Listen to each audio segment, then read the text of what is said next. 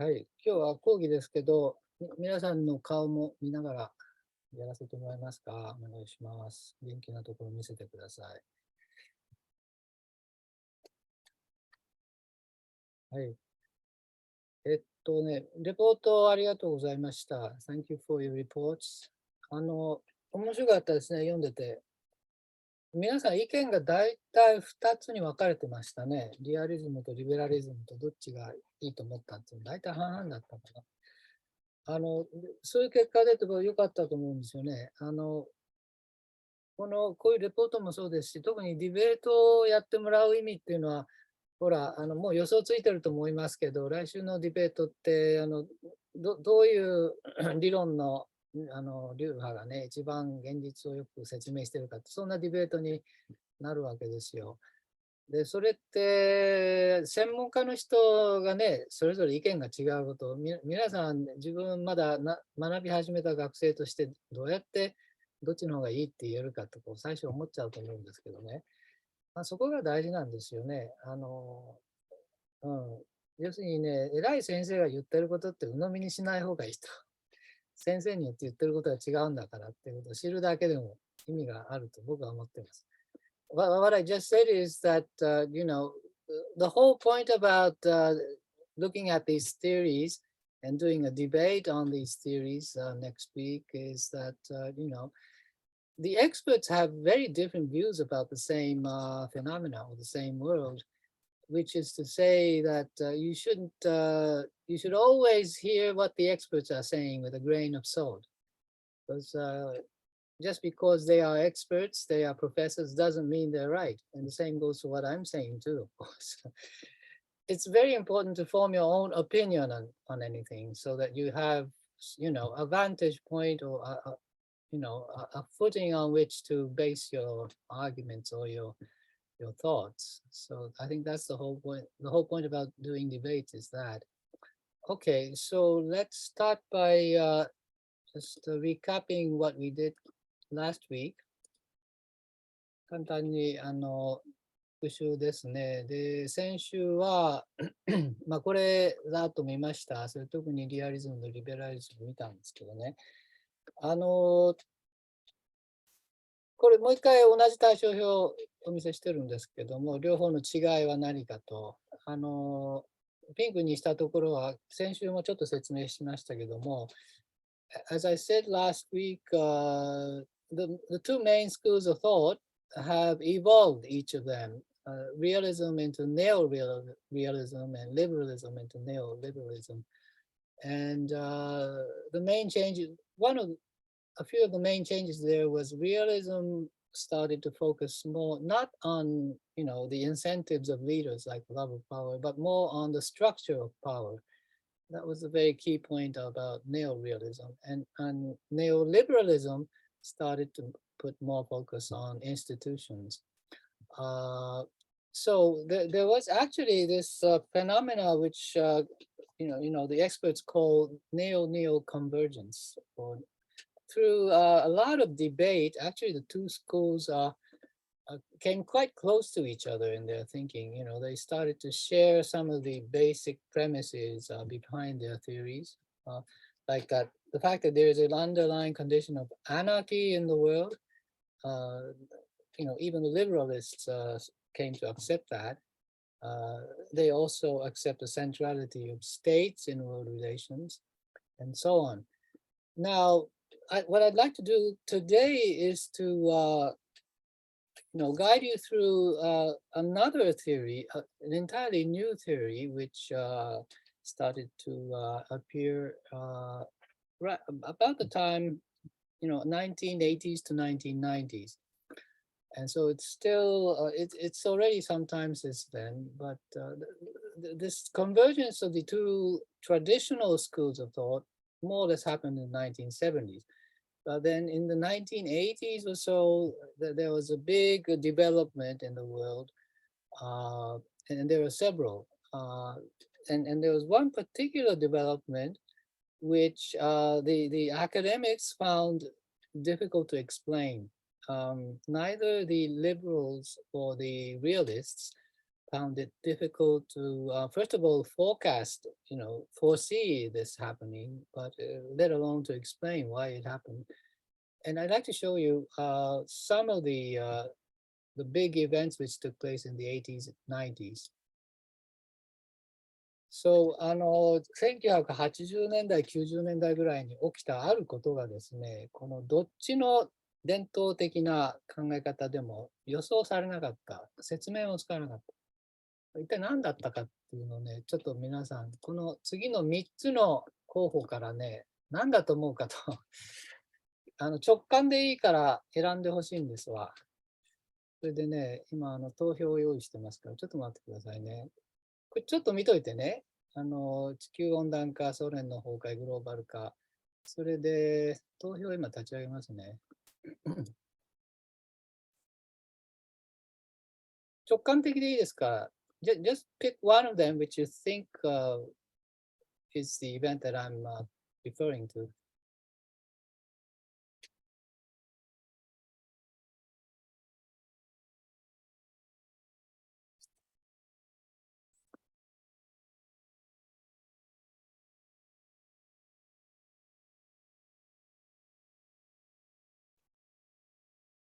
Okay.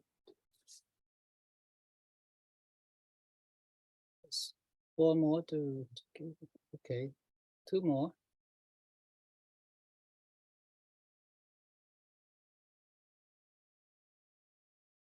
There's one remaining. Can you make up your mind? Or shall I just close the questionnaire? OK、一人まだ答えてない人いるみたいな。大体傾向出ましたんで、はい。じゃあ、投票終わりますね。見えてますか？画面、見えてなかったら誰か言ってください。画面共有と一緒にこの投票の結果、見えてますね。大丈夫ですか？はい。こんな結果でね、分かれましたね。それで、正解は実は2なんですが、ソ連の崩壊。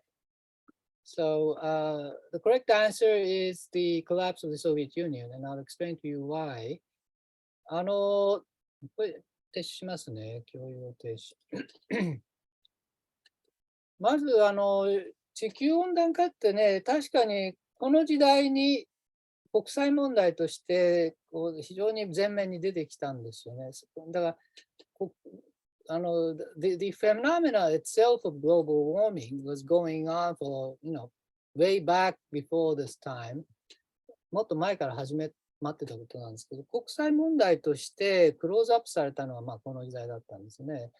だからこういう自然現象、その人為的な自然現象ですけども、それ自体は予想はされてなかったんですけどね、ここまでひどくなるっていうのは。だけど、それどの理論で説明するかっていうのは、自然現象そのものはあんまり関係ないんですけど、それに対する世界の取り組みを見るとね、それは皆さん知ってますでしょう。多分に多国間の取り組みをしているわけですよね。マルチラテラルな地球温暖化条約、気候変動枠組み条約というのがあってね。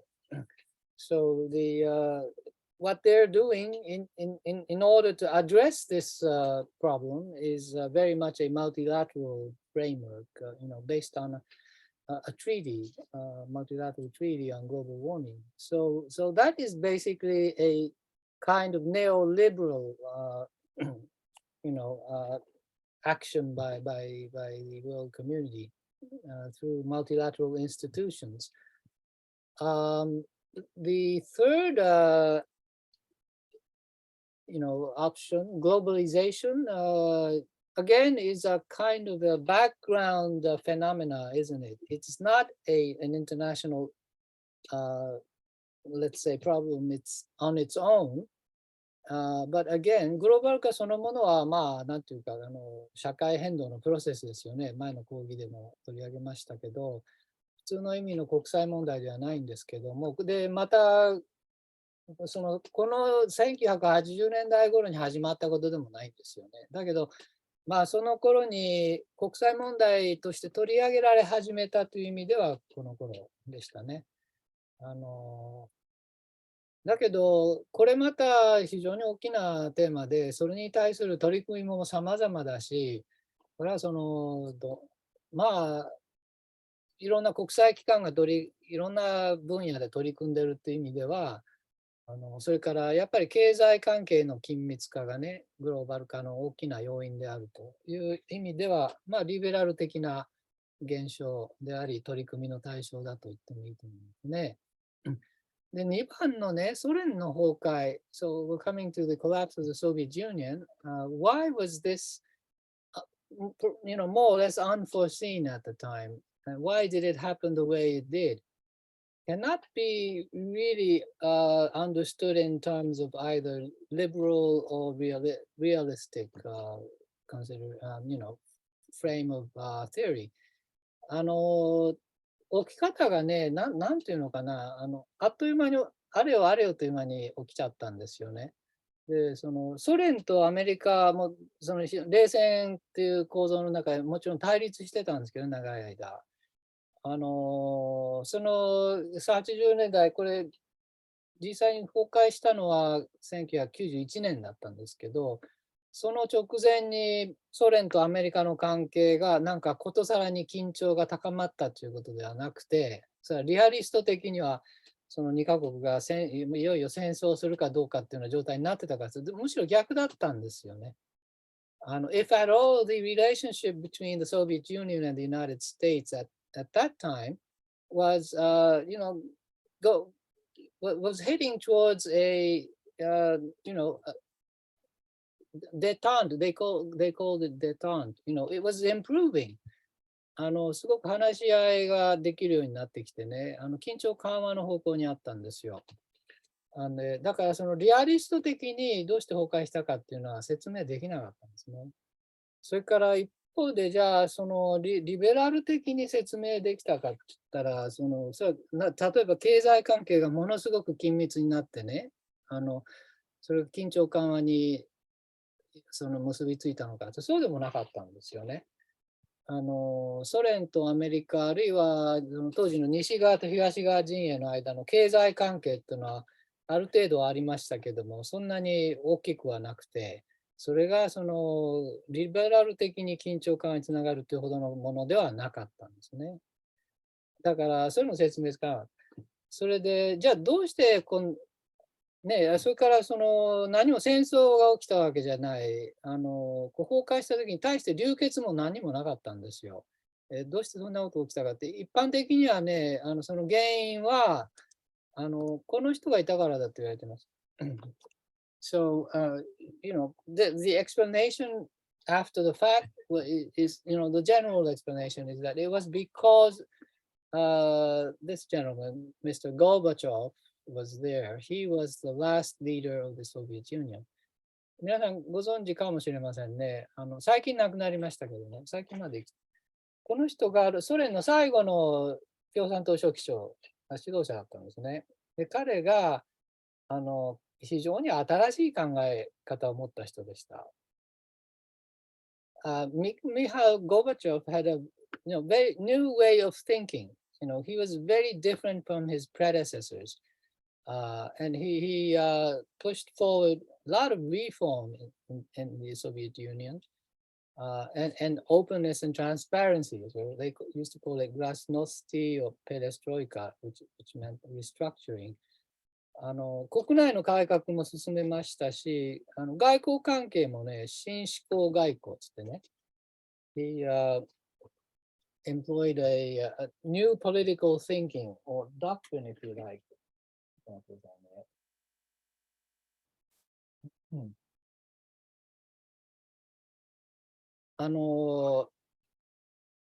当時すでに、昔はソ連の衛星国だったんですけど、東欧の各国ですね、ハンガリーとかポーランドとかチェコスロバキアとか、そういった国々でどんどん民主化が進んだんですよ。で、これをね、かつてのソ連だったらものすごく弾圧して抑え込んでたんですけどね、ゴルバチョフの時代になって、それをもう容認したんですね。で、ソ連自体は非常に経済が落ち込んでて、これを何とかしなきゃいけないっていうんで、そういう新思考の内政も外交も取り詰めました。で、これをね、じゃあどう説明するか、単にたまたま結構リベラルな考え方の人が出てきた。だからってリベラリズムじゃないんですよ。で、こういう新しい思考方式の人が出てきて、指導者だったということだけでそういうこと起きるのか、結構起きるんですね。で、それはどういう理屈で説明できるか。で、彼は何も自分の国を崩壊させようと思ってそういう改革したわけではもちろんないんですよ。だから結果的にはそれにつながったと言われています。それで、実はね、これを説明できた理論っていうのが、ちょうど同じ時代にコンストラクティビズムっていう新しい理論が出てきます。あので、これはその後、リベラリズムとリアリズム、それぞれネオの方ですけどね、もう今でも非常に有力なやっぱり2つの基本的理論としてあるんですけど、コンストラクティビズムが、いわば3番目の大きな潮流としても大体認められるようになっています。言葉で言うと、これ日本語にあえて訳すと、皆さんこれなんていうか分かります？構築主義って言うんですけどね。コンストラクトですから、構築なんですけど、なんていうか、変な響きがありますし、あえてカタカナでコンストラクティビズムって言ってます。で、何が違うかですけどね、一言で言うと、伝統的な2つの理論は、の共通項は何かというと、非常に原理的なことですけど、客観的な物質的な要因で構成されると考えるんですね。例えば、物質的な客観的な要因って何かというと、リアリストって、ほら、特にパワーの分布を重視するでしょ。あるいは世界の主要国の間の構造。で、それって目に見える要因ですよね。非常に測れますよね。で、それで、物質的と言ってもいい。それから、一方で、リベラリズムの立場に立っても、目に見えるものがやっぱり対象ですよね。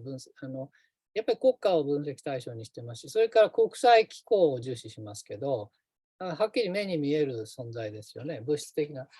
で、これに対してですね、コンストラクティビズムっていうのは目に見えないものを言ってみれば、目に見えないものって何だろうと。あの、要するに人が持つ考えですね、あるいは理念、さっきのゴルバチョフ書記長が持ってた理念とか考え方、それって非物質的な要因で、かつね、主観的な要因ですよね。そういった要因で国際関係が規定されると捉えるんですね。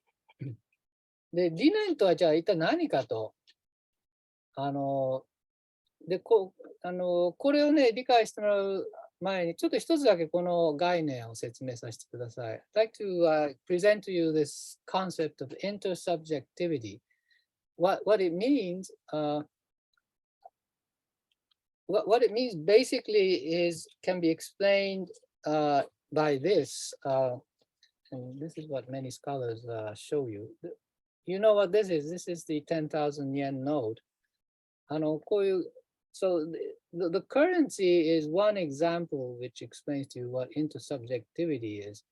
Uh, this, you know, if this is not accepted as having a value of 10,000 yen, then it's just a piece of paper, almost worthless. でもこれ、紙幣がこれだけの価値を持つっていうことは、世の中の人、今みんなが認めてるから、成り立ってるんですよね、貨幣経済が。それ以前の古い時代だったら、これただの紙ピラ。それで、これは、日本銀行が保証してるからっていうことをみんなが信頼して、要するにまさに目に見えない形でみんなが頭の中でこれを認めてるから、例えばこの事業を僕ができてるっていうのを僕は自分で大学教員だと認識してますけど、皆さんも同じ認識を持ってくれてるから成立してるわけですよね。だからその監視監視ってちょっと抽象的に聞こえるかもしれません。簡単なことであって、あの社会を構成しているいろんな人、多くの構成員がみんなで同じ考えを持つということで成立する。ということ、そういう概念がインターサブジェクティビティと呼ばれています。で、これはコンストラクティビズムの一番基本にあるわけです。Okay? So, unlike the two traditional schools of international relations, realism and neoliberalism, whereas they both base their theories on, tangible elements like the structure of relations or the power structure of power, or on the side of liberalism, they also focus on tangible institutions, don't they? Like international institutions. Unlike those two theories, constructivism bases its structure of theory on intangible things, which are first of all ideas, structures which can be which can evolve from ideas, and either directly or through structures, we arrive at identities, identities of states themselves, or you could consider the identity of a person like Mikhail Gorbachev as a leader of the Soviet Union at the time. アイデンティティって日本語で使われてますけど、貴族意識っていうんですかね。自分はどういうところに所属してる、皆さんも僕も日本人だっていう貴族意識を持ってますよね。あるいはどういうグループに所属してる、自分はどういう人間であるかっていう、これも頭の中で考えること。で、それがあって、そこから規範とか利益とかが出てくるわけです。で、利益認識ができてきて、初めて国家としての政策が決まって、国際的な行動も決まってきます。なんとなくわかります？こういった要因、これ一つの、説明なんですけどね。全部主観的な要因ですね。で、もう一つ大事なことは、こういった理念とか、アイデンティティ、利益とか、こういったこと全部、何も固定されてないんです。時間とともに変わりうるんですよね。The very key thing about all of these intersubjective concepts, like ideas, identities, norms, and interests, is that they can change over time. You see, so the Soviet Union's identity and, the sense of interest shifted a lot. It changed when the general secretary of the Communist Party changed to Mikhail Gorbachev. Okay.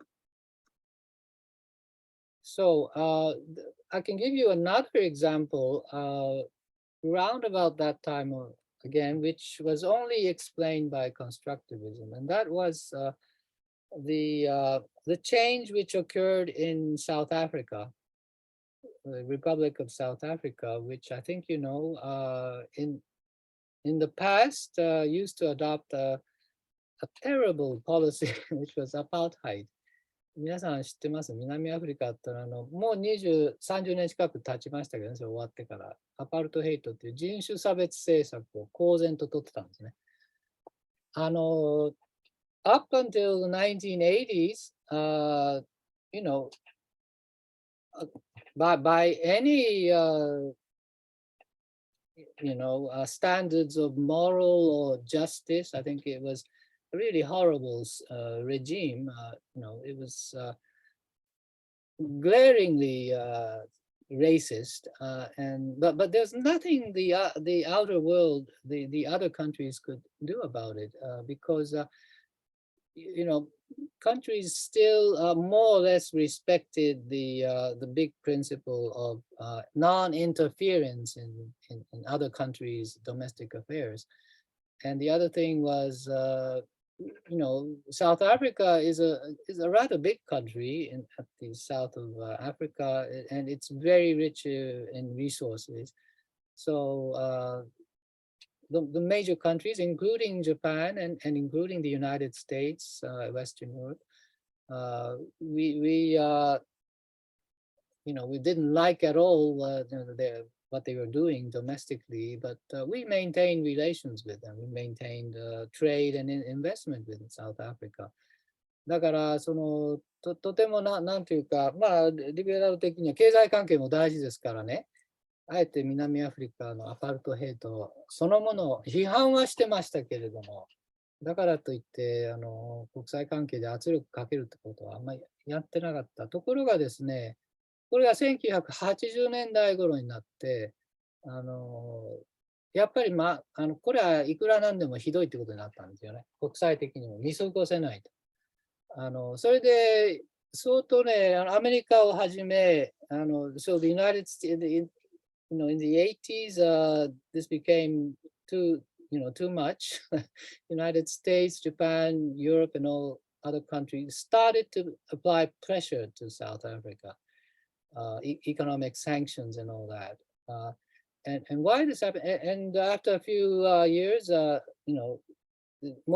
regime more or less collapsed, and Nelson Mandela was freed, and there was a new president. They abolished this regime. Then なぜこれが起きたか? So the explanation for this change in South Africa again comes back to into subjectivity and constructivism. Why? Because it was a matter of value and justice, if you like. These are intangible, isn't it? These are not tangible, structural, institutional things at all. These are our values and our values and way of thinking. That overcame what any economic or other political considerations to put an end to this old system. And I just wanted to present to you. This is Alexander Wendt. There are quite a number of proponents of constructivism, but Wendt was the main person who promoted this view. He wrote this article titled "Anarchy is What States Make of It: The Social Construction of Power Politics" in 1992. This is the title of a thesis. It's not a whole book. He of course wrote books as well. I just want you to think of what this title shows. この論文30ページぐらいのものでウェブページに上げてありますから、ご関心ある人、読まれてみたらいいと思いますけどね。タイトルそのものがこの理論の内容を物語ってるんですよね。I don't know if somebody can try and guess what this title tries to convey. Anarchy is what states make of it. I suppose, Bruno, you can guess what it means? What does he try to say by states make of something? Of course, the idiom is, of course, make of means to understand, isn't it? Jocelyn, you can guess it. だからアナキーっていうのは国際関係の基本的な構図ですよね。弔意権威がないという。で、だけどそれはそのリアリストが言うように、ただそういう構造になってると、目に見える権威が上にないからっていうことではないんだと。それだけじゃないんだと。それをステート、つまり構成員である国家がですね、どう理解してるかが大事なんだって言いたいわけですね。それは構造はそこにあるけれども、ただあるからって言って国際関係が動くわけじゃないんでね、それを国家がどう理解してるかの方が大事だと、構造そのものよりも。そういうふうに捉えてますね。で、次にね、ちょっと抽象論続いたんで、皆さん飽きてきたかもしれない。具体例いきましょうね。これちょっと一見唐突な命題のようですけれども、ちょっと考えてほしいんです。今のアメリカにとってね、so Jocelyn, I'm going to ask you, because you're an American, which country is more important for the US, China, or Japan? And I'd like to you to think this in terms of regardless of whether the relationship is good or bad. Including both good and bad relations, which country matters more for the United States? That's the question. And so I'd like you all to think, just choose from these three options. Hold on. Just hold on. I have a vote for this as well. I don't know how to finish this.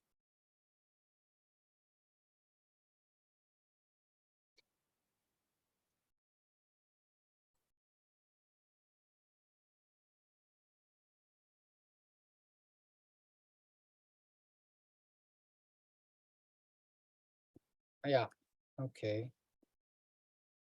Just make your pick. Overall, there are many sides to this question. Overall.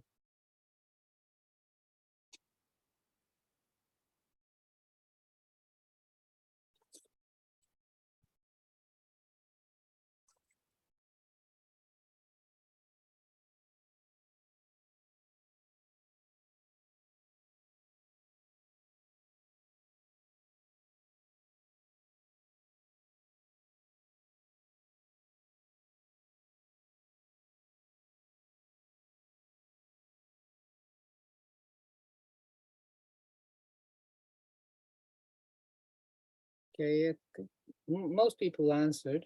Let me just finish it. Okay, so it was a split. Can I just ask a few of you? Okay, since it concerns the United States, Jocelyn, what was your view? Can you tell us?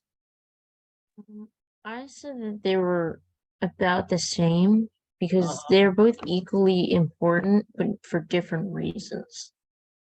Yeah. Okay, what are those different reasons for you? In your view?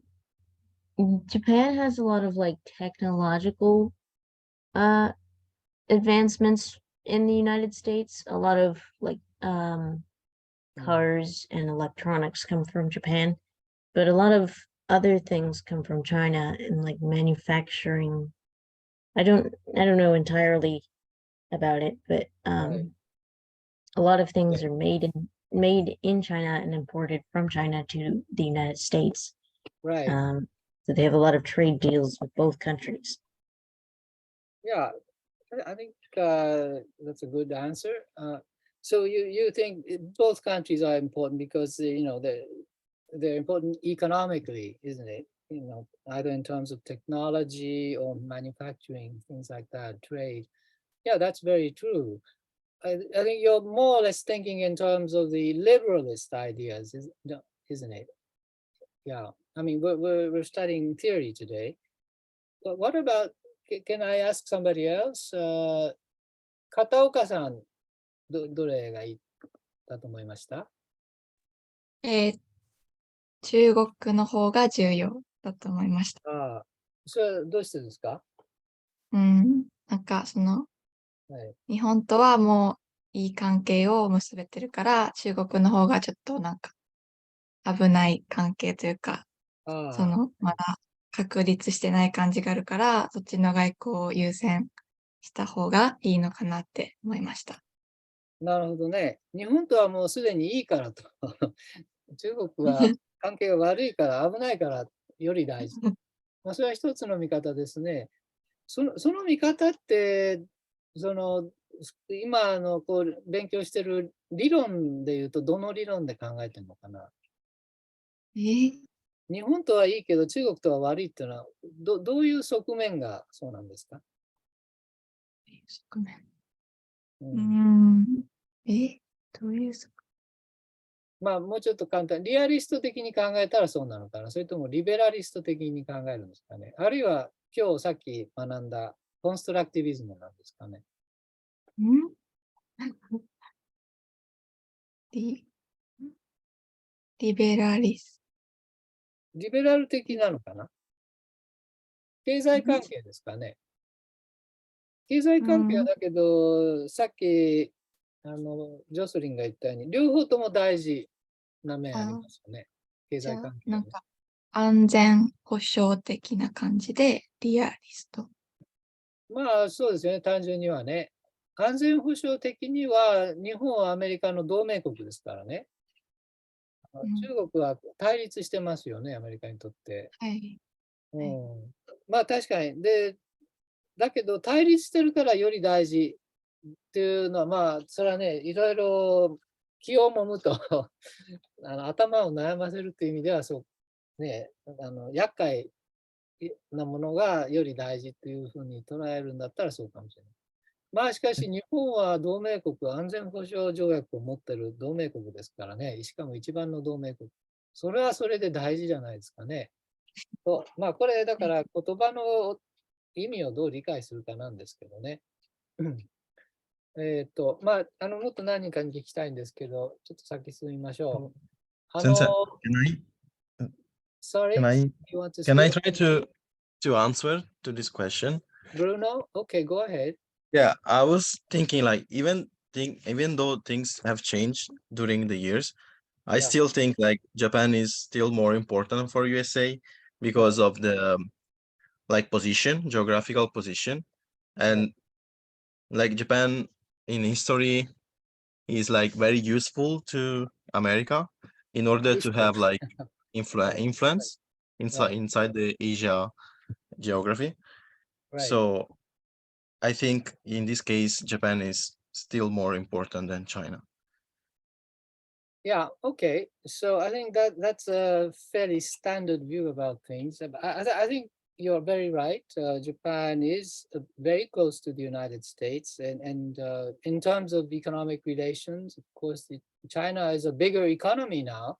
So maybe the answer in that case is like what Jocelyn said, we're equally important. But in terms of politics and security, of course, Japan is uh, an ally of the United States, maybe the number one ally. So in that sense, maybe generally speaking, we're more important. Although China being an adversary of the United States in terms of security can also be considered important in a way, in a negative way. But what about, a constructivist view about these relationships? Neither security nor economic relations. What about on the level of ideas and identity and norms? Please think of it that way. Then I suppose you can guess very easily. Japan and the United States, we share the basic values, don't we, of what? Human rights, democracy, capitalism, rule of law, things like that.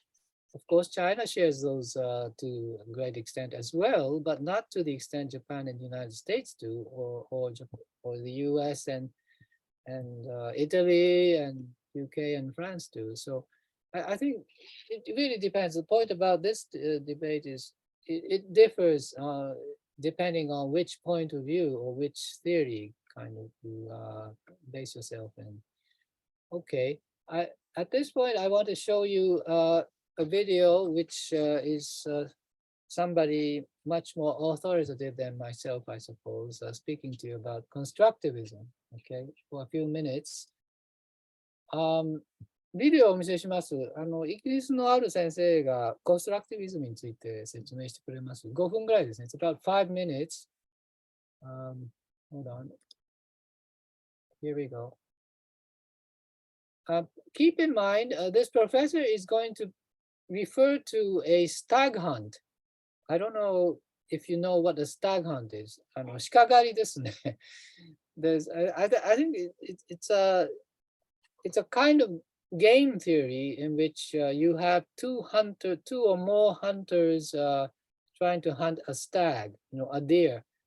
But these hunters face a dilemma. It's a hypothetical situation where, they have to cooperate. They have to work together to capture the stag, and they're waiting for it to appear. They have a なんていうんですかね、罠を仕掛けてあってね、それでなかなか鹿が来ないと。で、そしたらウサギが出てきてね、ウサギは一人でも捕まえられるわけです。だけど、一緒に協力しようってことになってんのに、一人で勝手に先走ってウサギ捕まえちゃったら、もう鹿を一緒に取るっていう約束はダメになっちゃいます。ところが問題は、ウサギ一匹捕まえたってちっちゃいわけですよ。それで二人で一緒に鹿を捕まえた方が、一人一人の取り分もよっぽど大きい。だけど、そのうちね、だから二人の信頼関係が保てるかどうかって、一種のゲーム理論なんですね。で、それをちょっと、そういう言及してますから聞いてみてください。Realists and neoliberals share in common the idea that states are rational egoists. The latter concept refers to the idea that actors do not care much about the welfare of others as an end in itself. Neoliberals, as we have seen, take this assumption and argue that it is not incompatible with long-term cooperation. But what is left unsaid here is that if actors judge that cooperation is no longer serving their long-term interest, then they will have no compunction from exiting the cooperative arrangement. In short, a rational egoist view of the social world is a statement about an identity that does not change through interaction, communication, or institutions. So our hunters in the stag hunt enter the hunt as rational egoists, and they remain rational egoists throughout the hunt, and all the others to follow. No bonding occurs around the campfire, no shared values develop, no common obligations are felt, and no sense of friendship emerges. The point of departure for constructivism, our third theoretical approach, is that international politics, like stag hunts, are social constructs. By a social construct, they mean that there is nothing natural, given, or inevitable about social practices. The classic example that people use to explain this idea is the idea of money. The banknotes we carry in our wallets are at one level nothing more than bits of paper and ink. In this sense, they have no intrinsic material value as and of themselves. So what makes the bits of paper and ink a commodity that we can exchange for goods and services? It's the collective meanings that we give to these bits of paper. And if we stopped acting on this collectively agreed, albeit unspoken understanding, then money would cease to have value. Applying this understanding of the social furniture we live with to international politics, how we act at any time is shaped by the social practices in which we are embedded, and which our actions critically produce and reproduce in the same way as we produce and reproduce money every time we go shopping. Actions don't speak for themselves, and why some actions are taken and not others on the global stage is critically dependent on the identities of the actors, which in turn are bound up with the roles and social practices in which actors find themselves. So if you are in a relationship of enmity with another actor, as with the United States and Iran today, this casts you into a role which both constrains and enables the possibilities of action. Conversely, if you are the United States and the United Kingdom, you are in a relationship of amity or friendship, and this opens up a very different menu of choices as to how you act. The core claim of constructivism is that none of these relationships are fixed in stone, because identities are changeable through interaction and communication, and enemies can become friends just as friends can become enemies. It is no part of constructivism to argue that social practices will always lead to cooperation. Gas chambers, cannibalism, and human sacrifice are just as much social practices as cooperation, love, and peace. To bring our theoretical threads together, while realism and liberalism can also explain the rise and fall of cooperation between states, given their fixed conception of state identities as rational egoists, they would reduce explanation solely to the level of material interests. Constructivists would respond that realists and neoliberals are only looking at the tip of the iceberg. It is identities, constructivists argue, that shape how we think about our interests. To finally return to the stag hunt, constructivists would say that if your hunting party includes your best friends, your spouse, or your parents, it is highly likely that as a result of the positive identifications you would normally feel for them, you will want to cooperate because of the shared values. This type of bonding creates a very different set of identities and hence collectively shared meanings for each of the hunters than is the case in Waltz's original story, where all the hunters are assumed to be rational egoists. はい。お金の話も出てきましたよね。だいたいわかりました。イギリス英語はちょっと分かりにくいという人もいるかもしれませんけども、鹿狩りを一緒にやってるね、狩人が、お互い信頼し合ってる、家族とか友達だったら、多分ね、鹿がなかなか出てこないんだけど、出てくるまで待つだろうと、そんな話でしたね。あんまり友達じゃなかったら、もう先にウサギだけ捕まえちゃうかもしれない。いろんなシチュエーションあり得るんですけども。はい。じゃあね、次、これです。コンストラクティビズムね、大体感覚的に分かってもらえたらと思います。資料は Web クラスに上げてますのでね。If you're interested, you can look at material on Web class to study this theory further. Right now, I want to go on to yet another theory, which is world systems theory. And this will be our fourth theory, main theory that we are going to look into. Let me just go back to the slide. So what is world systems theory?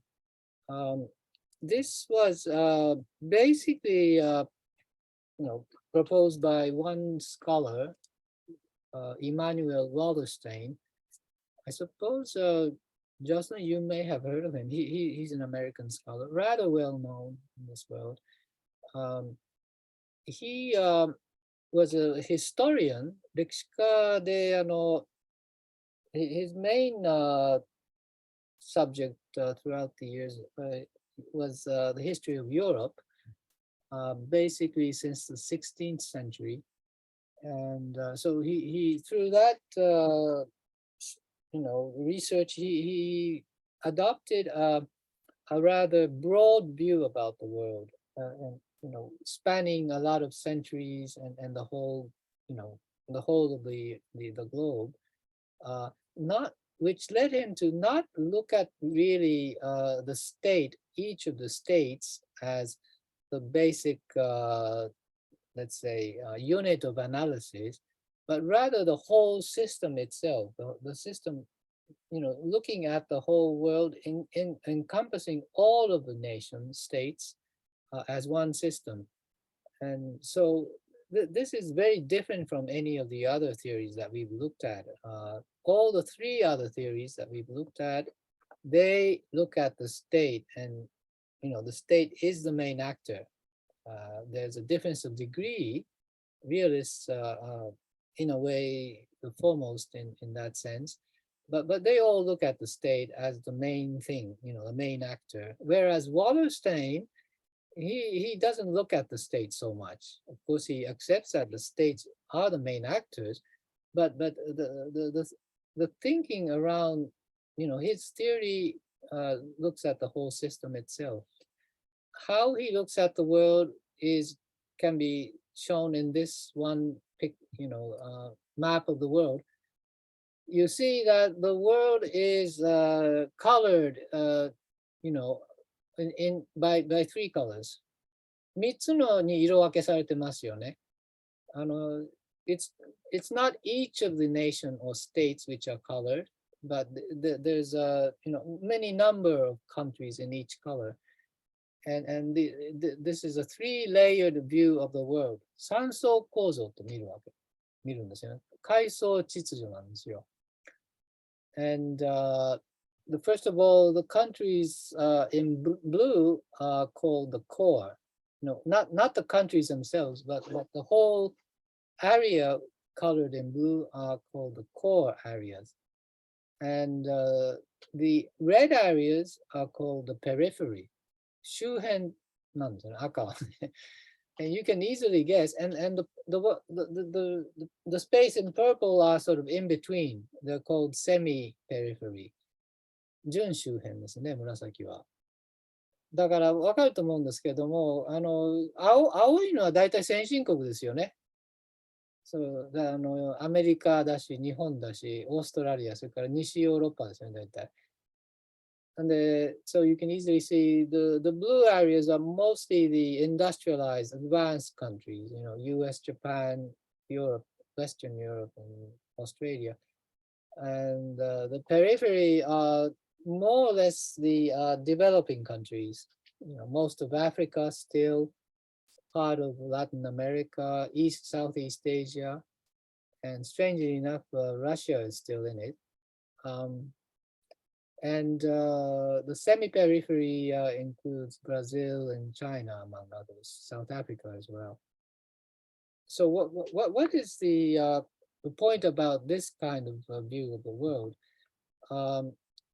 There are I think two main features which derive from this way of looking at the world, which are very different from the other three schools. First is that it looks at this three-layered system as a very unequal system, and it more or less sees it as fixed, with relatively little mobility between the three levels. 比較的固定化されててね、この構造っていうのはかなり固定化されちゃってると。で、したがってその不平等なんだっていうんですね。ちょっと価値観が入ってきます。で、どのように不平等かつっても簡単ですよね。青い地域は大体恵まれた国ですよね。先進国で。でその中心は、この20世紀以降はアメリカなんですね。19世紀以前だったら、イギリスだった時代とか、フランスだった時代があるんですけど、最近はアメリカが、覇権国でしたし、今でもこの青い地域、コア、中核の、その一番手の国だと。それで、それに対するね、この反システム運動がいろいろ起きるっていうわけですよ。で、その前にこれ、This is basically an economic kind of view of the world. In that sense, it's similar to liberalism, but it takes a more long-term perspective of history. He looks at this system as basically a capitalist system, which started in the 16th century and is still there now. It's existing up to now. And so it's a worldview based on the economic side of things. And because of that, in a way, there are movements over history which develop against the system. There are anti-systemic movements which have been seen over the years, like typically the socialist movements of the 19th century, 20th century, as well as the anti-colonial national liberation movements, mid-20th century, Islamic movements as well, kind of looked at as anti-systemic movements against this, rather fixed three-layered structure. The second main feature of this theory is that despite this seemingly rigid three layers structure, over a very long time span, this can change, and this will inevitably change. That's Wallerstein's view. 比較的これ不平等な固定化されたシステムなんですけども、長い歴史の流れの中ではこれ必ず変わるっていうことを言ってます。だから言ってみればもう500年ぐらいも続いてる資本主義世界経済システムっていうのは、もう終わるんだと。そろそろ終わるって言ってるんですよね。で、それってとても大きなことなんですけどね、今、最近実は皆さんも耳にすることあるかもしれません。これだけ長い間ついてきたもう本当に基本中の基本、資本主義っていうね、それが中心の、もちろん共産主義も一時期あったんですけども、大きな共産主義国である中国も今、実質はかなり資本主義的な経済になってますよね。だから、これだけもうおそらく変わらないだろうと思われているものが、実はもう全体には崩壊に向かっているということはね、オーラーステインだけじゃなくて、最近いろんな人が言い始めてますね。いろんな制度的なきしみが出てきているわけです。ということでね、ちょっと非常に大まかな説明だけしましたけども、これまたね、ビデオをお見せします。And this time, the video I'm going to show you is an interview with Immanuel Wallerstein himself. Okay, it's a very interesting video. He's not going to explain to you from scratch what his theory is, but he rather answers to the questions posed by the interviewer. And it's kind of very different from the last video that I showed you. It's more casual. They talk in a park. It's very interesting. I'm going to show you. Okay. Right. Just hold on.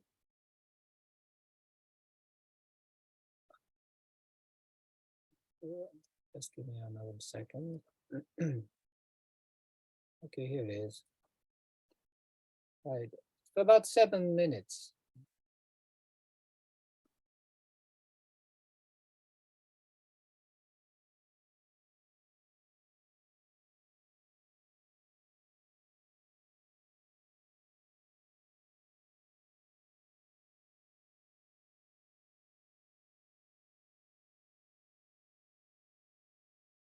You say that capitalism is ending, and many people see an end as an absolute and almost sort of biblical termination, but you don't see it that way.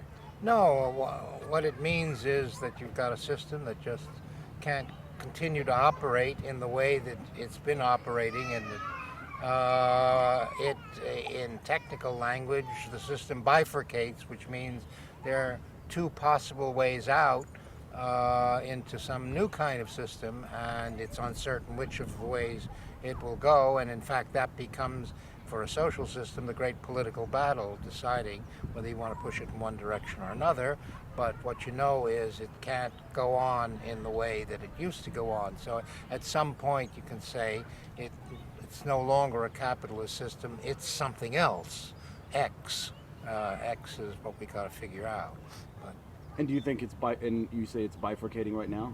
I think it's been bifurcating. Actually, it's been a process that's been going on for, I'd say 40 years already, and it may go on for another 40 years. I mean, the transition from one system to another is not an instantaneous phenomenon, and it's very confusing, because in some sense the old system is operating in the ways it always operated.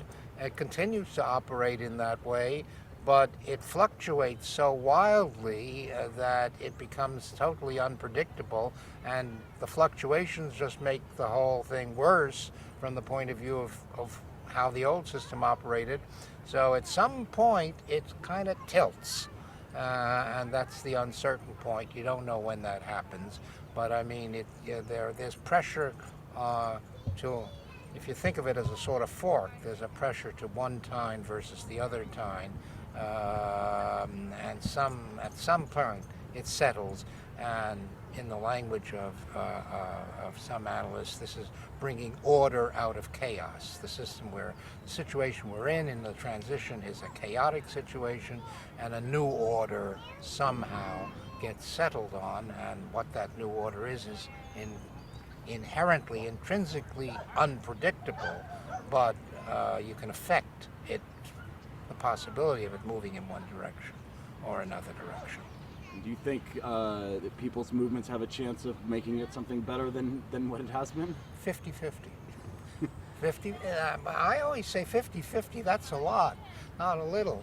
I mean, the point is, what the systems analysts or the complexity scientists say is, there's no way anyone can predict how it'll come out, but it's because it's one of those situations in which every little action by every person at every moment affects the outcome, but at some point it pushes in one direction or the other. But since at some point, since every little action by every person at every moment affects the outcome, in that sense, you have a role to play.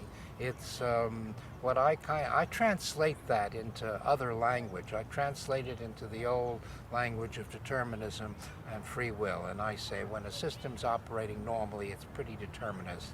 And what you do affects it very little. No matter how much you do, it affects it very little. But when a system is in structural crisis, which is what I'm claiming capitalism is at this moment, then we're in a situation which is free will. That is to say, everyone's action does affect the outcome, only you don't know because there's such an infinity of actions by such an infinity of actors, and at each moment that there's no way anyone could calculate in advance what will happen. So all in all, you think it's going to be a very confusing next 40 years. It's extremely confusing, and all you have to do is pick up a newspaper to see how confused people are. Okay, so I think, and it's intrinsically confusing because it's uncertain. People like to deal with certainty, and what I'm saying is it's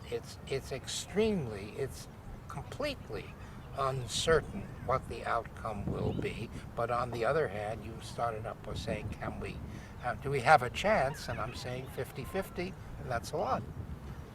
And one of the probably the most frustrating thing is watching the powerful of the world proceeding as if the world is as it has been for the past.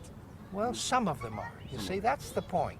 I think, the number of people who are ready to understand in their own heads that we're in a structural crisis and capitalism is going, away because it's not working anymore, and we have to choose.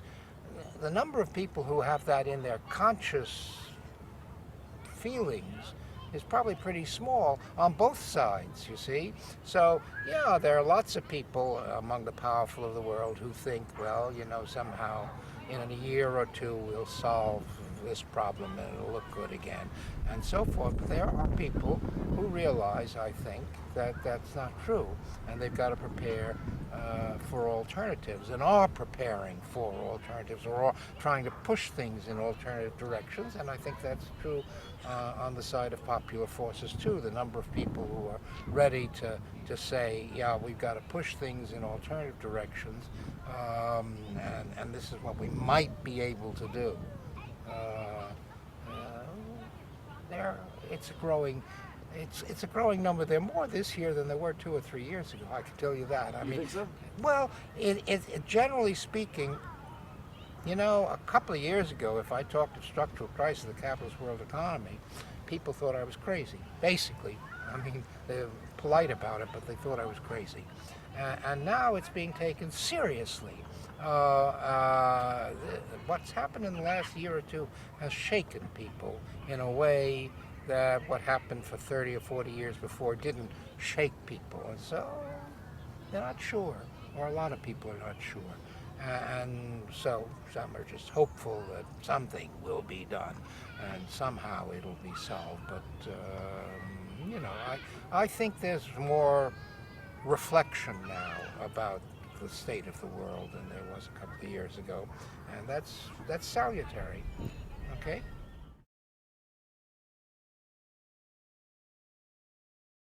Okay. So I hope you found that pretty interesting, wasn't it? バイファケートって言葉を使ったの分かりました？初めの方で。So he used the word bifurcate, which means, he explained it like it's like a fork. The question was, he argues that, capitalism is coming to an end. more or less after a long history. Maybe not next year, maybe not even 10 years from now, but in a few decades, he's pretty certain it will end. But then the question comes up, what happens then? What new system is going to replace capitalism? And his answer is, it's not knowable. It's intrinsically unpredictable. But he explains this in a way of a bifurcation. 次にどういう新しい制度になるか全くわからないっていうんですよ、本質的にね。だけど、多分分かれ道が来るだろうと。それでその右左、象徴的に2つの分かれ道って言ってるんですけど、もっといくつも可能性あるかもしれないけども、右左だったら右に転ぶか左に転ぶか全然分からないって言うんですよね。バイファケーションっていうのは2つに分かれるっていう意味ですけども、でどっちに転ぶかっていうのはもう今世界を支配してる大きな力で決まるわけじゃなくて、ちっちゃなことで決まってくるかもしれないと。あんまり力のないたくさんの人のね、一人一人が取るちっちゃな行動が結構その大きなその先の行く方向を決定づけるかもしれないっていう。なんかね、我々皆さん、僕も所属は福井大学ですけども、福井のようなちっちゃな地域で起きることも、次の新しい世界システムを決定づける、決定的な動きがね、小さいところが出てくるかもしれない。僕、これだからすごい好きなビデオなんですけどね。So that's his argument. Any little thing that anyone, does, any little action can affect what happens, in this kind of crisis, time in history. And so I like that argument very much. The other thing I wanted to remind you is this video is from about 14 years ago. It was recorded in 2009. And you may remember he was referring to, he was saying just a couple of years ago when he said he expounded this view, people thought I was crazy. But now people are starting to, take it seriously because of what happened the previous year. 2009年にこれ収録されたビデオで、去年起きたことの後になってね、これ聞いてる人はね、私が言うことを気違い扱いされなくなったっていうので、なんだろうと思います？2008年にものすごく大きなことが起きたんですよ。資本主義にとって大変危機的なことがね。で、それってほら、リーマンショックって言葉聞いたことありますでしょ？アメリカのね、非常に大きな金融機関が倒産したんですよ。でいくつか倒産したんですけど、アメリカでそういうことが起きると世界中の経済がね、ひっくり返るような大きな出来事。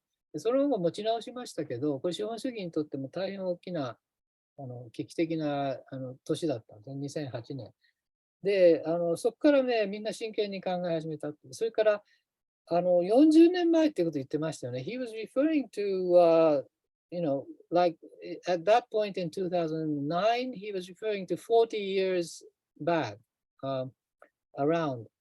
That was when he considers this whole movement towards the collapse of the capitalist system itself started.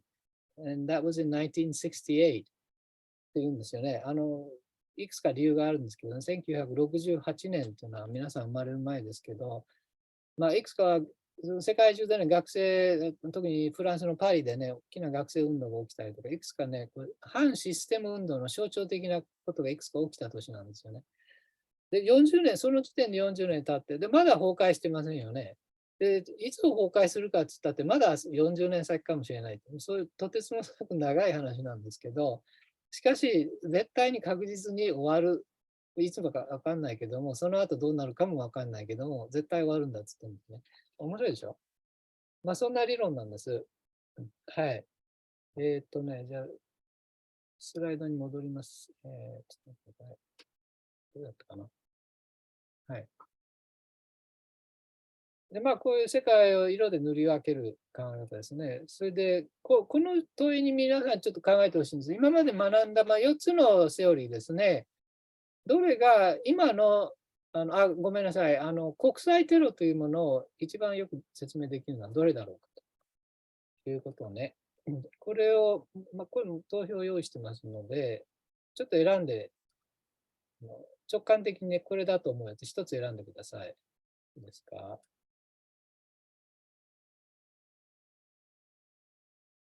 もう見えてますか？ちょっと待って。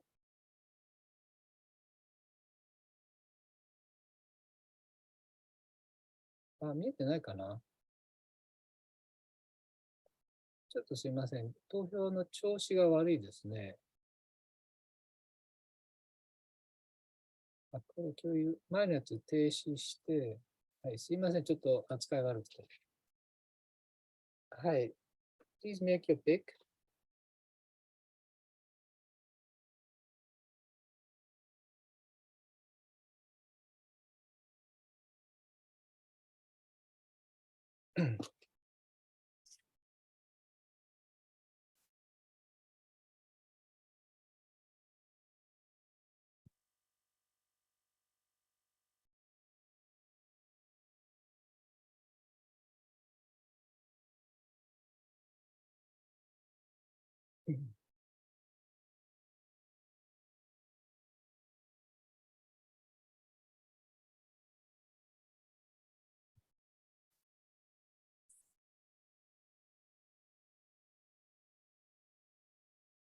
まだ考えてますか？はい。あと3人ですかね。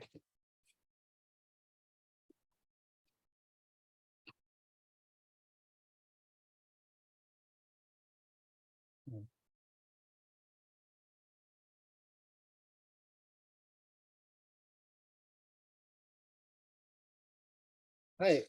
終わりました。今終了します。結果はこうで、結構分かれましたね。ちょっと2、3人聞いてみていいですか？山本君はどれを選びました？理由と一緒に。リアリズムですね。リアリズム？その理由は？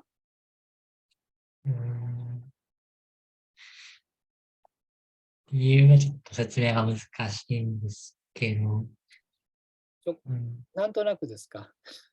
それもありますね、やっぱり。直感的にテロっつったらリアリズムですか？軍事的なもんだから。リアリズム。そうですね。この4つの中だと、一番近いかなと。わかりますよ。確かにね、それはテロっていうのは、その武力を使いますよね。だからそういう意味で、you're right in a sense because terrorism involves the use of arms, doesn't it? Weapons. So in that sense, it may seem akin to realist, thinking. But of course, you have to remember, realism doesn't really look at non-state actors. Terrorists are not representing states. 国家じゃないですよね、テログループっていうのは。だからリアリズムっていうのはもう典型的に国家がもうメインアクターで国家のみが大事なアクターなんだっていう考え方ですよね。だからリアリズムじゃないと思うんですよね、テロを説明するのは。武力は関わってるという意味ではちょっと一見似てるところありますけど。Let me ask another person. 下南さんどうですか？どれを選びました？私はリベラリズムを選びました。そう。はい、どうして？めっちゃ迷って、はい、確信ではないんですけど、リベラリズムは、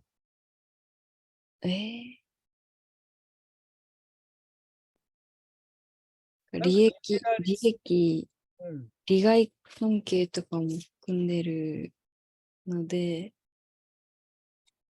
利害関係があるからリベラリズムなんですか？いや、よくわかんないです。利害関係っていうのはどんなセオリーだって利害関係は利害関係ですよね。リアリストだって利害関係だし、コンストラクティビストだってその何を利害として認識するかっていうそこの違いはあるんですけど、利害は利害。どうですかね、リベラル的な発想っていうのはテロリストにはありますかね。それはテロリストにはテロリストの利害とか理念とかね、考え方があるんですけど、リベラルっていうのは、どっちかというと、協力のための思想ですよね。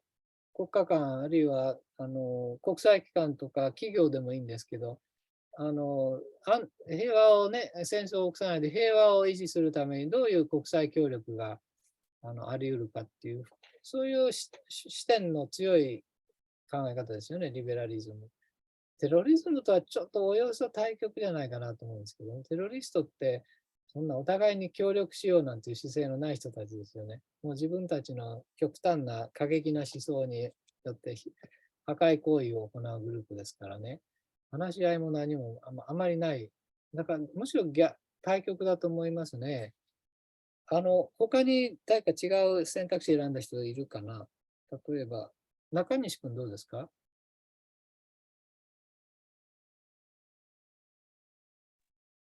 いや、僕もリベラリズムを選んだので、そう。それは理由はどういう理由でした？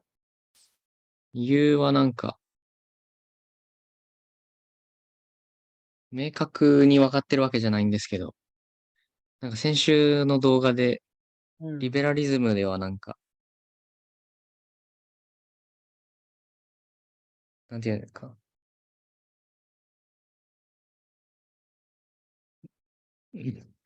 よく分かってないですけど、こうなんか国民からの反発って言ったら言い過ぎかもしれないですけど、なんかそういうのを受けやすいのかなって若干思ったので。それはあれじゃないの？民主主義国では政府が戦争しようと思っても国民が見てるから戦争なかなかできないっていう、そういう文脈で言ってたんじゃないですか。ね、かもしれないです。民主党制ね。だけど、これ今、テロ活動って直接するとはまた違う話ですよね。全然関係ないと思うんだけどね。誰か他のところ選んだ人いないかな。野口さんどれ選びました？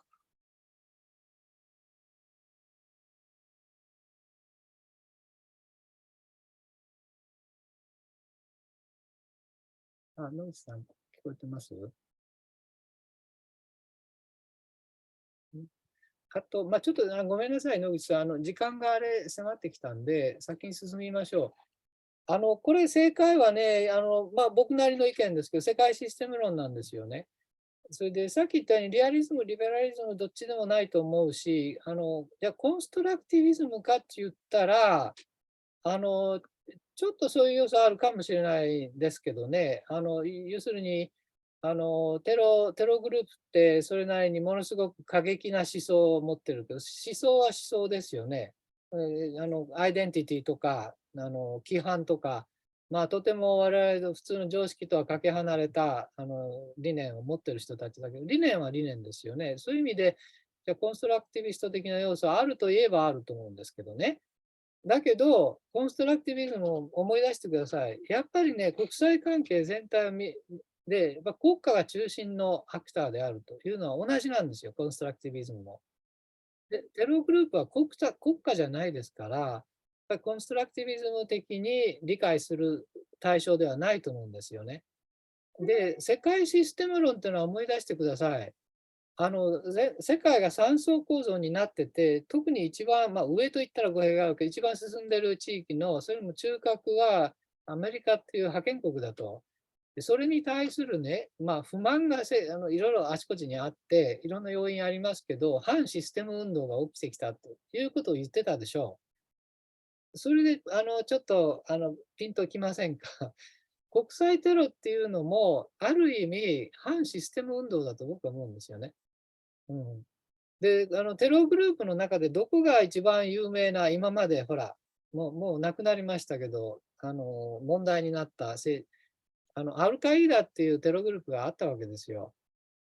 知ってますか？それで、要するに9.11を起こしたグループですよ。2001年のアメリカの貿易センターを破壊した。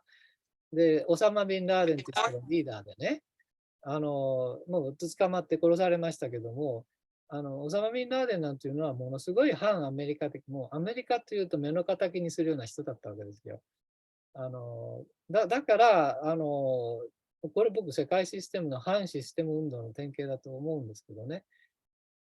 それからもう一つ、コンストラクティビスト、これコンストラクティビストの考え方で、さっきの先生が言ってたように、まあ僕も言いましたけど、お金っていうのは典型的な、官主観性が成立しているコンセプトですよね。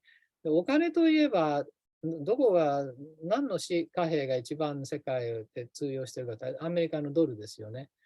だから、何を言いたいかっていうとね、オサマ・ビンラーデンみたいな過激な反アメリカのね、テロの指導者がね、およそいろんなことについて、思想的に、非常に違う人だったんですけど、だけど何が一つ全く一緒だったかっていうと、貨幣については全く同じ考え方をとってましたね。だからアメリカのことがね、どんなに嫌いでも、アメリカのドルは好きだったわけですよ。ちょっと半分冗談かもしれませんけど、よく言われるんですよね。So, just for your understanding, I was talking about Osama bin Laden. I hope you know who he is. And so he was the number one enemy of the United States. You know, he was the mastermind behind 9/11 and so on. So he basically was against anything to do with the United States. But there was one thing about the United States that he was, more than anybody else, he was for, in favor of, and that was the United States dollar. He believed in the United States dollar, as much as anybody else. Okay. So I just come to what I want you to do next week. Right.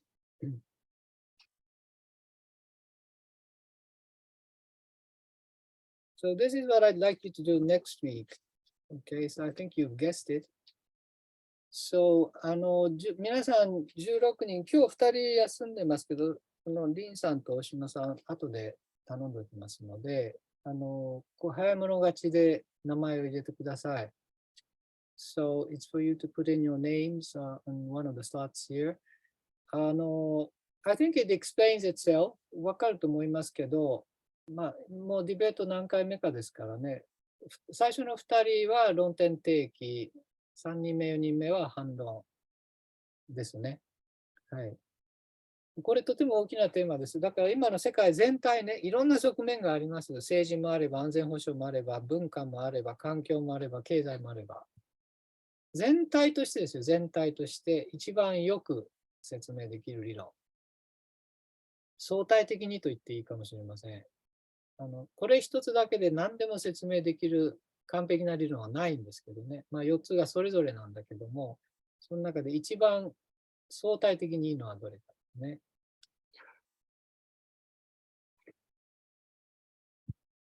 はい。どんどん書いてください。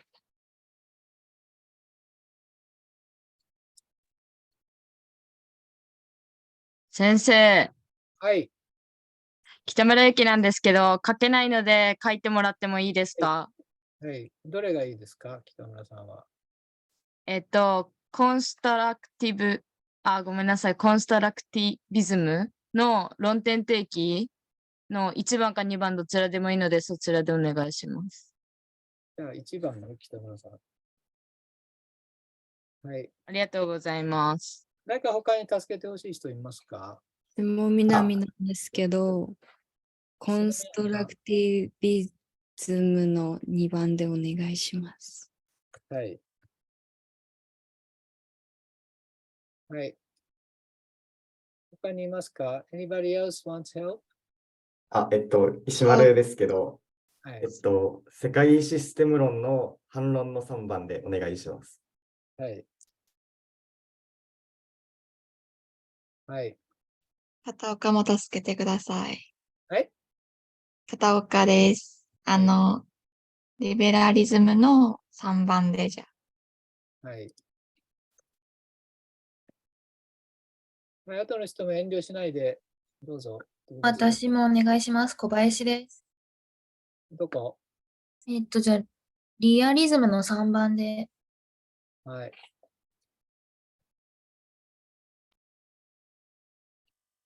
誰か他、まだ入れてない人3人いるかな？中西もお願いしまはす。い。どこ？コンストラクティビズムの3番で。はい。ありがとうございます。まだ書いてない人誰々？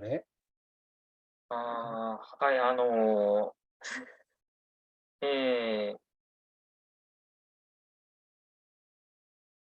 い、世界システム論の反論でお願いします。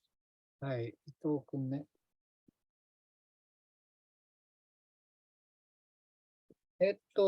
もう一人ですけど、誰かな？Sensei, I will try constructivism for the last rebuttal. Okay.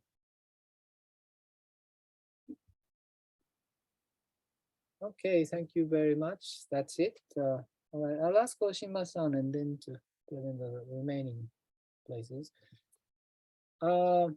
Okay, we have a few minutes left, so I'm just going to open breakout rooms, 4 of them. They're named after each of the theories. So please make your choice and just discuss when and when to meet for a coordination meeting. Okay, いいですか？これよかったらスクリーンショット撮っておいてください。Okay. じゃあブレイクアウトルーム開きますので打ち合わせしてください。それからごめんなさい、大事なこと、審判はね、全員にやってもらいます。だから皆さん2役。So you have to play 2 roles. First as the debater in one of the teams, and second as the judge. Okay? And you will be asked to judge the other 3 teams. Which team you think did relatively better than the other 2? Don't judge your own team. Okay? 他の3チームが相対的にどうだったかとよくだから聞いてる必要がどっちにしてもあります。審判もやってもらいますのでね、全員に。はい。そしたら、ブレイクアウトルームですね。ちょっと待ってください。